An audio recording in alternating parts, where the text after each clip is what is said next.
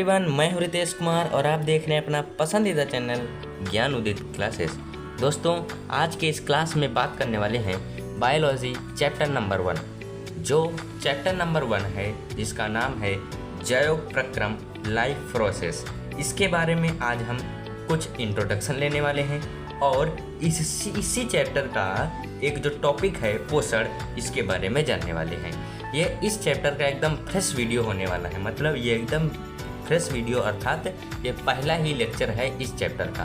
यदि आपने इस वीडियो को देखा है तो आने वाली वीडियोस का आप इंतज़ार कीजिएगा। हम एक प्लेलिस्ट बना देंगे, आपको उस प्लेलिस्ट की लिंक इसी वीडियो के डिस्क्रिप्शन बॉक्स में दे दी जाएगी।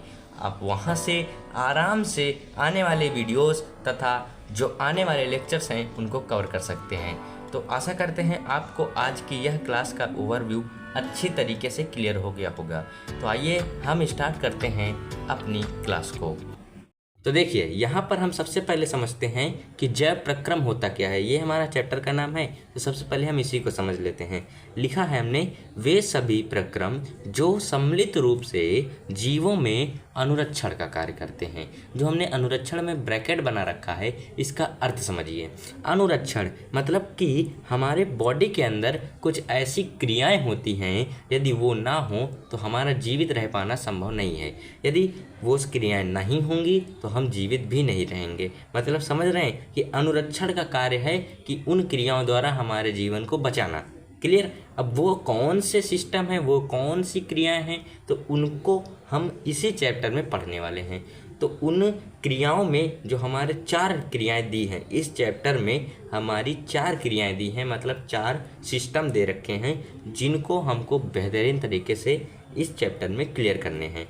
यदि वो सारे सिस्टम ना हो तो हम अपना जीवन व्यापन नहीं कर पाएंगे। तो सबसे पहला जो इस चैप्टर में हमारे पास सिस्टम दे रखा है वो है पाचन तंत्र। पाचन तंत्र, तंत्र मतलब सिस्टम, पाचन मतलब डाइजेशन, मतलब डाइजेस्टिव।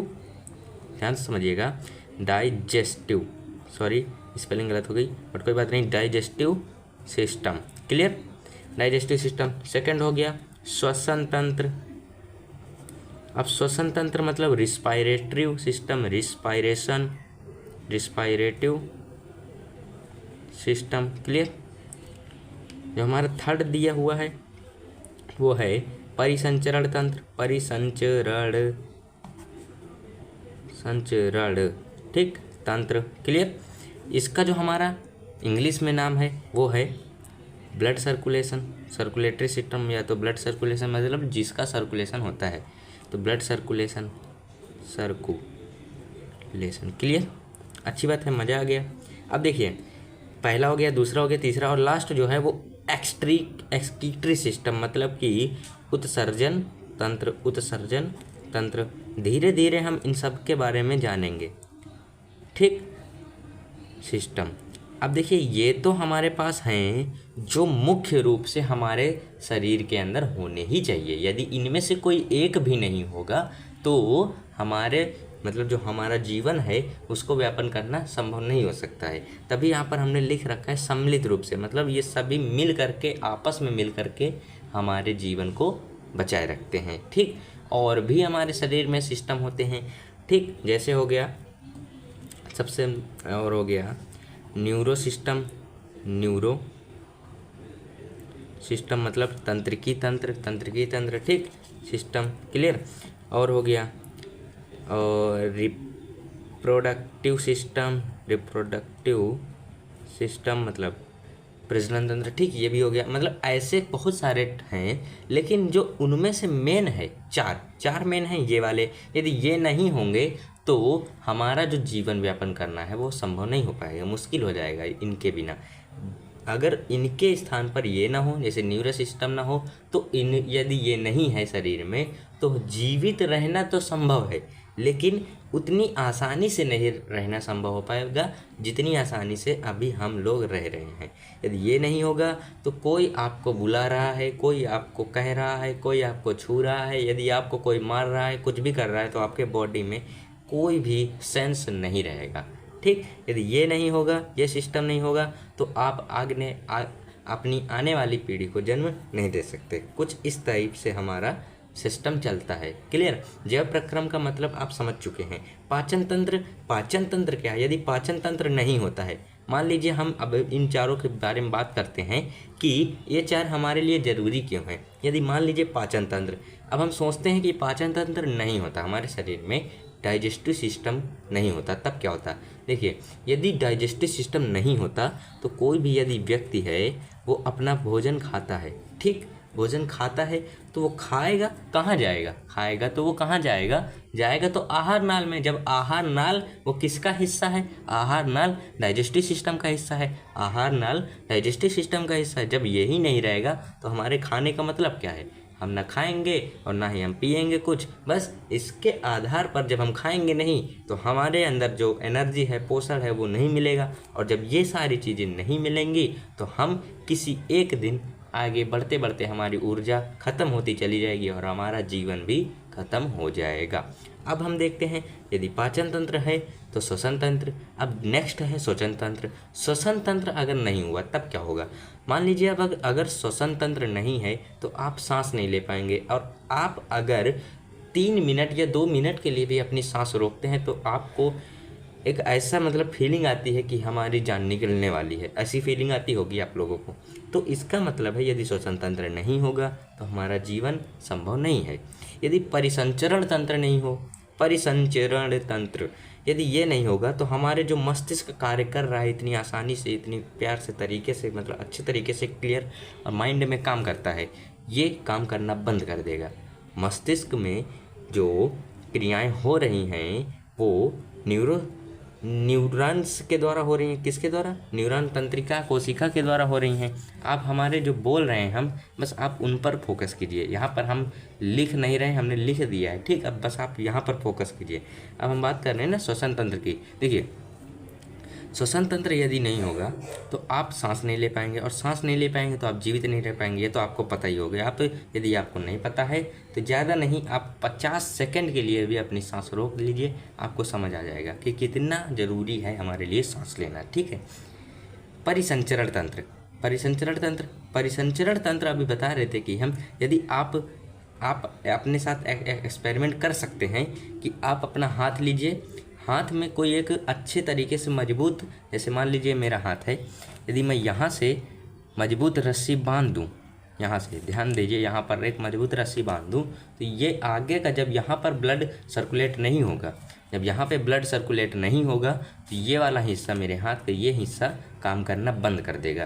काम करना बंद इसलिए कर देगा क्योंकि यहाँ तक ब्लड में होते हैं कुछ पोषक तत्व, ब्लड मिनरल्स होते हैं, ठीक, उनके द्वारा आगे जाता है। तो यहाँ पर हमारी कोशिकाओं में बहुत सारी क्रियाएं होती हैं, उन्हीं क्रियाओं के द्वारा हमें ऊर्जा मिलती है। और जब ऊर्जा नहीं मिलेगी, मतलब जब ब्लड ही नहीं जाएगा, ऑक्सीजन ही नहीं जाएगी यहाँ पर, तो ये काम करना बंद कर देगा और धीरे धीरे इसी तरीके से हमारी पूरी बॉडी काम करना बंद कर देगी, ठीक। अब यहाँ पर है लास्ट उत्सर्जन तंत्र। अब मान लीजिए उत्सर्जन तंत्र नहीं है, पाचन तंत्र है, श्वसन तंत्र है, परिसंचरण तंत्र है। अब इन तीनों में जो हमारा वेस्ट मटेरियल बचता है, वेस्ट मटेरियल, हमारे शरीर के अंदर बहुत सारी ऐसी क्रियाएं होती हैं। जैसे अभी गर्मी का मौसम चल रहा है तो आपके पसीना निकल रहा होगा, ठीक, पसीना निकल रहा होगा, तो वो जो पसीना निकल रहा है त्वचा के माध्यम से, तो वो भी एक वेस्ट मटेरियल है, वेस्ट है, हमारे शरीर के लिए उपयोगी नहीं है। यदि उपयोगी होता तो वो नहीं निकलता, ठीक। ये भी हमारा एक्सक्रीटरी के फॉर्म में आ गया। नेक्स्ट बात करते हैं, जो हम पाचन तंत्र, खाना खाते हैं जो सुबह सुबह हम जाते हैं, तो वो भी हमारे शरीर के लिए उपयोगी नहीं है, इसलिए वो निकाल दिया जाता है। श्वसन तंत्र, श्वसन तंत्र में हम ऑक्सीजन को ग्रहण करते हैं और CO2 को बाहर फेंकते हैं। तो जो CO2 का बाहर फेंकना है वो हमारे शरीर के लिए आवश्यक तो है नहीं, इसलिए हम उसको बाहर निकाल देते हैं, एक्सक्रीट कर देते हैं, ठीक। इस तरीके से हम समझ चुके हैं कि पाचन तंत्र, श्वसन तंत्र, परिसंचरण तंत्र और उत्सर्जन तंत्र हमारे लिए किस टाइप से महत्वपूर्ण हैं, हमारे जीवन को व्यापन करने के लिए किस तरीके से ये हमें सहायता प्रदान करते हैं, ठीक। क्लियर हो गया? आशा करते हैं आपको इतनी बातें बेहतरीन तरीके से समझ आ गई होंगी। तो अब हम स्टार्ट करते हैं इसके बाद का टॉपिक। इसके बाद का जो टॉपिक है वो पोषण है, न्यूट्रिशन। न्यूट्रिशन, पोषण क्या होता है इसके बारे में चर्चा करते हैं। तो आइए देखते हैं हम पोषण। तो देखिए, पोषण क्या होता है? पोषण वह प्रक्रिया है जिसके माध्यम से हम कोई भी जटिल कार्बनिक अणु, जटिल जटिल मतलब कुछ जटिल मतलब कि मजबूत, मजबूत मतलब समझ रहे होंगे आप कि जटिल, हम कार्बनिक अणुओं को अपने अंदर ग्रहण करते हैं। ध्यान समझिएगा, मान लीजिए ये कोई इंसान है, ठीक, इंसान है मतलब मनुष्य है, यहाँ पर इसका भोजन है, रोटी है, क्या है, रोटी। अब ये रोटी किस फॉर्म में है, जटिल फॉर्म में है। अब जटिल का मतलब आप समझ रहे होंगे कि बड़े बड़े टुकड़े ये खाता है। जब ये मुख में डालता है तो यहीं पर उसके छोटे छोटे छोटे छोटे छोटे टुकड़े हो जाते हैं, फिर ये नीचे जाता है, फिर नीचे जाने के पश्चात नीचे इनको और छोटे छोटे टुकड़ों में विभाजित करता है, यहाँ पर और छोटे छोटे छोटे छोटे एकदम छोटे छोटे टुकड़ों में विभाजित हो जाएगा। फिर यहाँ से जब यहाँ आएगा तो यहाँ पर इसका पूरा पाचन हो जाता है, कहाँ पर, छोटी आंत में इसका पूरा पाचन हो जाता है। अब जब ये पाचन हो जाता है, इससे जो उत्सर्जित करने वाला पदार्थ होगा, जो वेस्ट मटेरियल होगा, वो फिर निकल जाता है। क्लियर। इस तरीके से जो यहाँ पर हम बता रहे हैं कि कैसे हम पोषण क्या होता है उसको समझिए। पोषण वह प्रक्रिया है जिसमें जीव जटिल कार्बनिक अणुओं को सरल कार्बनिक अणुओं में विभक्त करके अपने उससे प्राप्त ऊर्जा को अपने शरीर की वृद्धि में उपयोग करता है, उसे पोषण कहते हैं। क्लियर। तो पोषण दो टाइप से होता है, ध्यान समझिएगा। पोषण दो टाइप से होता है। नंबर एक, पोषण का जो पहला टाइप है वो होता है स्वपोषी। क्या होता है, स्वपोषी। और दूसरा परपोषी। ध्यान सुनिएगा, आपको लास्ट में एक सरप्राइज भी दिया जाएगा, ठीक। तो बढ़िया से आप क्लास में बने रहिए, आपके लिए एक सरप्राइज भी है। देखिए, पहला स्वपोषी और दूसरा परपोषी। स्व मतलब खुद, स्वयं, स्वयं से जो पोषण प्राप्त करता है। क्लियर, समझिए। तो स्वयं अपने भोजन को प्राप्त करता है, जो स्वयं ही अपने भोजन का संश्लेषण करता है, मतलब सिंथेसिस करता है, मतलब बनाता है। क्लियर। मैं एकदम सिंपल भाषा में बता रहे हैं कि जो स्वयं अपने भोजन को प्राप्त करता है, बनाता है, वो स्वपोषी होते हैं। वे जीव जो स्वयं अपने भोजन को बना नहीं पाते हैं, दूसरों के ऊपर निर्भर रहते हैं, वो परपोषी होते हैं। जो स्वयं खुद के ऊपर निर्भर रहते हैं वो स्वपोषी, जो दूसरों के ऊपर निर्भर रहते हैं वो परपोषी। क्लियर। अब जो स्वपोषी है इसके भी टाइप होते हैं, लेकिन क्लास 10th में बस केवल स्वपोषी है। इसके टाइप आप क्लास 11th में पढ़ेंगे जा करके। यदि आपने बायो लिया होगा तो आप क्लास 11th में स्वपोषी के टाइप पढ़ेंगे, लेकिन अभी जो क्लास 10th में है केवल स्वपोषी के बारे में यहाँ पर बताया गया है। इसमें एक क्रिया होती है जिसको बोलते हैं प्रकाश संश्लेषण।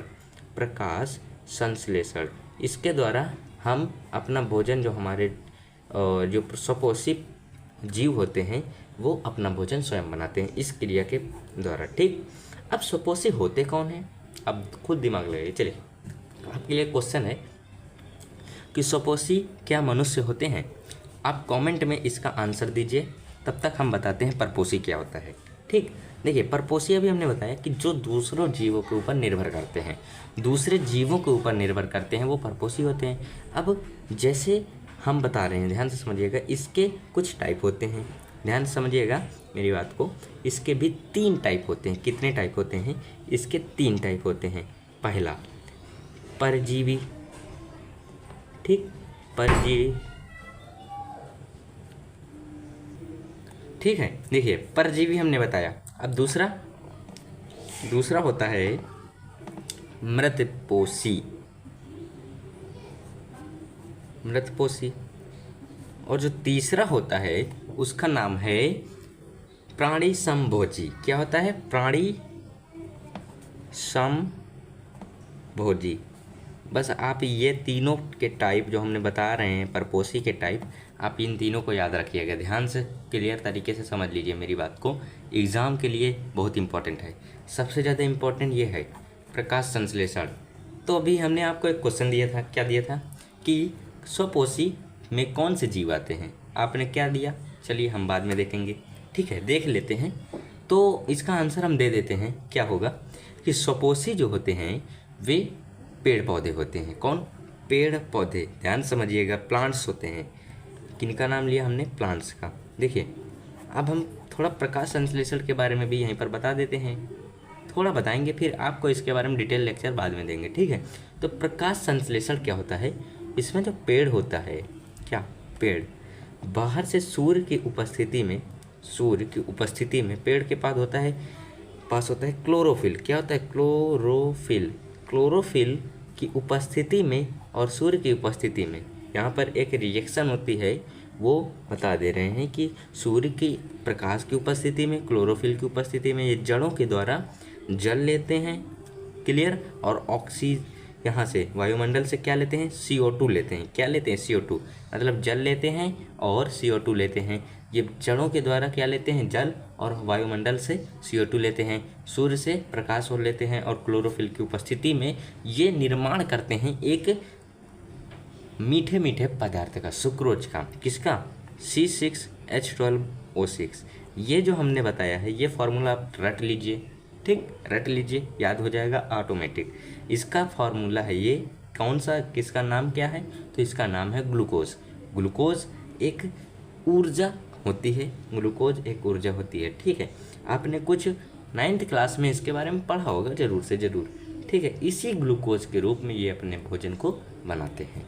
अब आते हैं, हम बात करते हैं परजीवी की। देखिए यहाँ से क्लियर है कि ये जीव जो होते हैं परपोषी, इसमें जो जीव होते हैं वो दूसरों के ऊपर निर्भर होते हैं।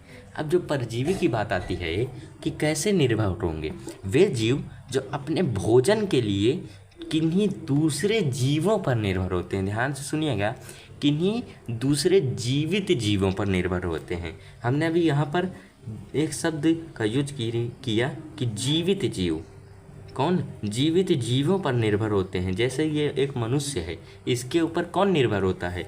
इसके ऊपर जैसे जूं होते हैं, जूं का नाम सुना है? जूं जो बालों में हो जाते हैं, क्लियर। तो ये जूं इस मनुष्य के सर में रहकर, बालों में रहकर अपना भोजन प्राप्त करता है, वहीं अपना वृद्धि करता है, वहीं अपने शरीर की विकास के बारे में सोचता है, और वहीं अपनी जो संतति का निर्माण भी वहीं पर करता है। मतलब वहीं पर हर चीज़, मतलब वहीं आवास के लिए भी निर्भर रहता है, खाने के लिए भी निर्भर रहता है, और अन्य चीज़ों के लिए भी निर्भर रहता है उसी जीवित जीव के ऊपर, क्लियर अच्छे तरीके से।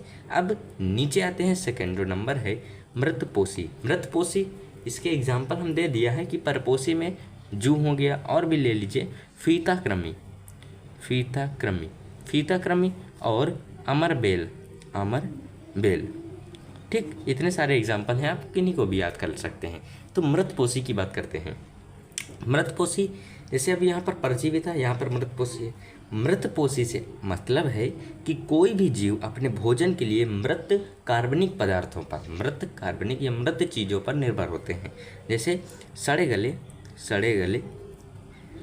गले पदार्थों पर जो उगते कौन है? कवक जानते हैं?